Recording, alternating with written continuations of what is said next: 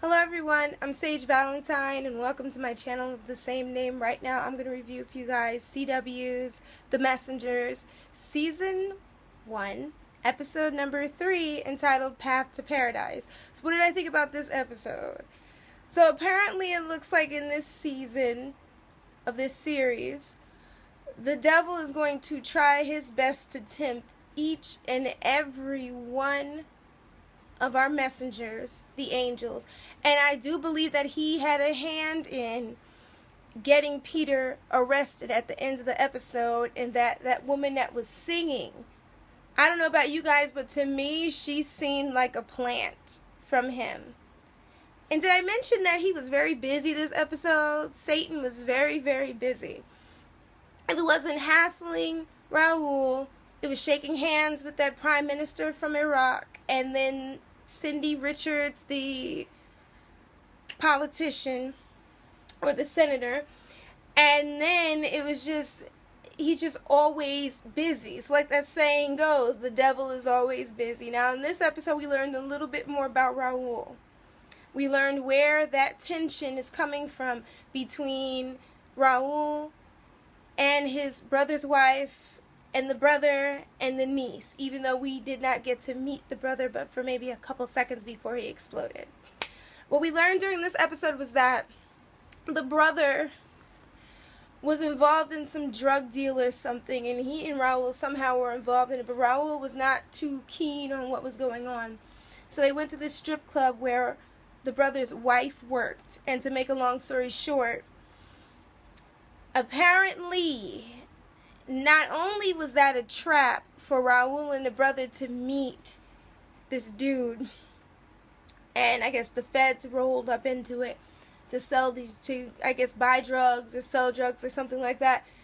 Raul was in love with his brother's wife. So now I'm understanding more of the tension, and hopefully you guys understand it as well. Then we get to Vera. Apparently Vera was pregnant and happy and dating who she thought was the man of her dreams, and he definitely was not, because he broke up with her, citing that he was dating somebody else. And poor Vera was pregnant, ended up all alone, and then having to deal with that devastation on top of her son being taken away or disappearing. She just had a lot on her plate, so I can understand at this point why she feels the way that she feels. And I guess as the season goes along, we're going to learn a little bit more about Vera. But we learn later in the episode that Vera's ex, Leo, had Huntington's disease, and the reason why he broke up with her was so that she would not have to care for him for the rest of his life like his grandfather did, or grandmother did to the grandfather, and I guess his father probably did to the mother, or the mother to the father, so on and so forth. And I thought it was so sad when he said, well, you know what, it's good that we didn't have any children, or I didn't have any children or anything. And you could tell that she wanted to tell him, like, we have a kid, but she just could not bring herself to tell him that. Then basically Vera met up with Leo again, and that's how she found out that he was in a wheelchair, because Alan, her partner, had this like rock or whatever that he obtained from the fall site where the Satan fell from heaven. And what happened was that he tested it, and apparently it has every single element known to man, plus one, I'm assuming, something heavenly, maybe divine intervention.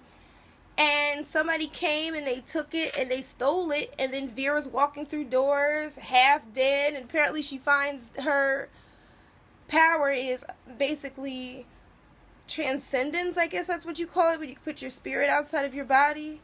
If I'm incorrect, definitely let me know, but I think that's what it's called, transcendence. It was pretty much an out-of-body experience, and at this point, we're trying to figure out who the horseman of war is, and nobody knows, not even the devil, and that's a plus, because as long as he doesn't know, no problems for the messengers at this point. However, I'm assuming as the episodes go on, we're going to find out who that horseman is. It's either Senator Cindy Richards or the Iraqi Prime Minister, or suppose it's neither of them. I'm just saying, it could be some random person that just pops up out of nowhere, like maybe one of them is speaking on behalf of said person. Just saying. But in closing, what I really wanted to talk about was poor Raul, because he ended up in a precarious situation, kind of stuck between a rock and a hard place, because he either had the choice of helping the devil and possibly saving his brother, although with the devil he talks out of two sides of his mouth, so Raul could have helped him and then the brother still died, or would still die, or not help him and then he dies, the brother dies, and probably the rest of the messengers and humanity go as well once he finds the horseman and everything. So I did not blame him for giving in to the devil. I felt horrible for him when he kind of ran to Rose and he was crying or upset. I interpret that as crying, but because he felt like he betrayed them. But Rose was not as upset as he thought that she would be, for the simple fact that she understood the situation, and quite honestly, they all are going to end up being tested at some point during this. So the fact that he gave in and at least told her, I guess, was a plus. Oh yeah, I would love to know who those scientists are that now have that gigantic crater with the imprint of Satan after he fell from heaven in the ground. It's like a red imprint or whatever.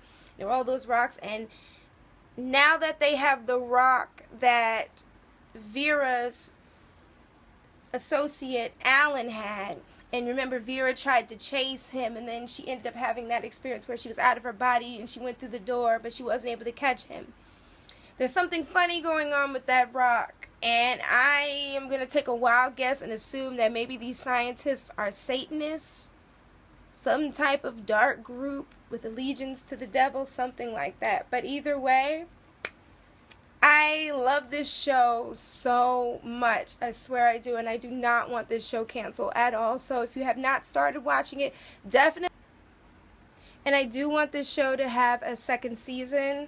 And don't believe the hype. Tweeting does help, especially when a show trends, regardless of the ratings. That definitely does help. So thank you guys so much for tuning in. Don't forget to rate this video, leave your comments and your questions, and let me know of anything that was important to you that I left out in this video. Leave it in the comments below. Hit that subscribe button, and I'm gonna link my previous video from my experience at the Penny Dreadful NYC premiere, so you guys can check that out. I love you all. You all take care. This is SageValentine. Check me out Twitter and Google Plus at SageValentine. Bye guys. I love you all. Bye.